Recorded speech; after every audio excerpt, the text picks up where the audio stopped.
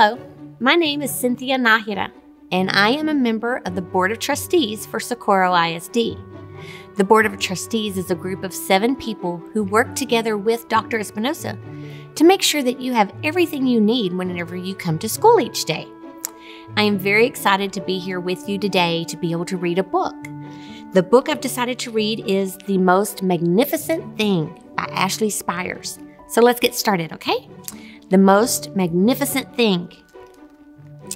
This is a regular girl and her best friend in the whole wide world. They do all kinds of things together. They race, they eat, they explore, they relax. She makes things, he unmakes things. One day the girl has a wonderful idea. She's going to make the most magnificent thing. She knows just how it will look. She knows just how it will work. All she has to do is make it. And she makes things all the time. Easy peasy, no problem. But first she has to hire an assistant.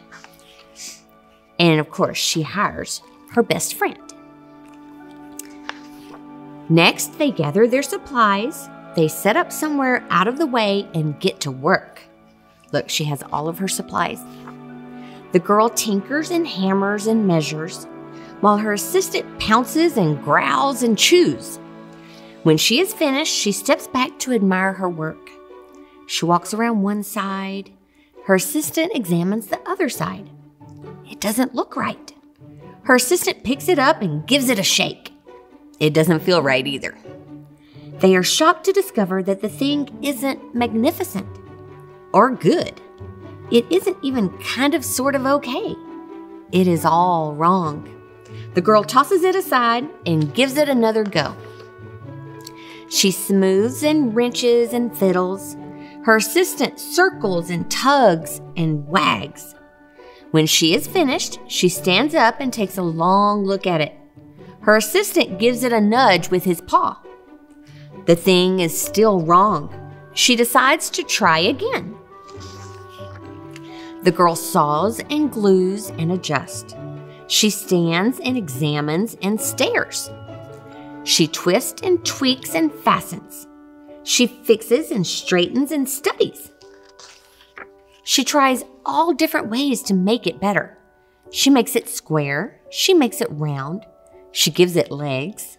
She adds an antenna. She makes it fuzzy. She makes it long, short, rough, smooth, big, small. One even smells of stinky cheese. But none of them are magnificent. Her hard work attracts a few admirers, but they don't understand. They can't see the magnificent thing that she has in her mind.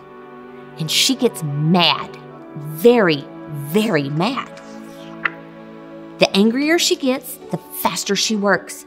She smashes pieces into shapes. She jams parts together. She pummels the little bits in.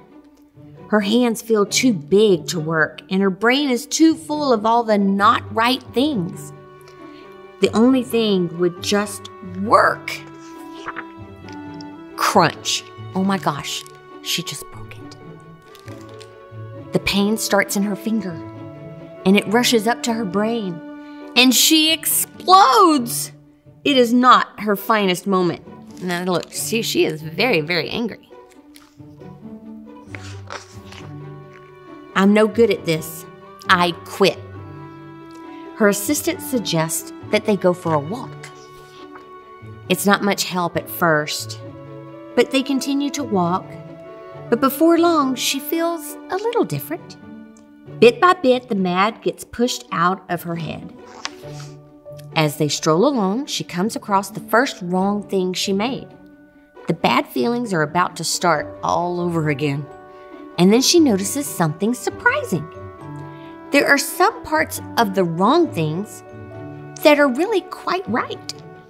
The bolts on one, the shape of another, the wheel-to-seat ratio of the next. There are all sorts of parts that she likes. By the time she reaches the end of the trail, she finally knows how to make the thing magnificent. She gets to work. She works carefully and slowly, tinkering, hammering, twisting. fiddling, gluing, painting. Her assistant makes sure there are no distractions. One man says, "This is the perfect thing to ward off bears." Another lady says, "This will stop that leak." And someone else says, "This one's all wet." The afternoon fades into evening, and finally she finishes. She alerts her assistant. The pair take a good long look. It leans a little to the left, and it's a bit heavier than expected. The color could use a bit of work too, but it's just what she wanted. They climb aboard and take it for a spin, and they are not disappointed. It really is the most magnificent thing. And see what they built? They built a scooter that they can both ride on. Isn't that magnificent? And the point of the story is, boys and girls, is that even though you may not succeed at first, it is so important that you keep trying. Never stop until you get it right, just like she did. Thank you so much for letting me read to you today. Y'all be good.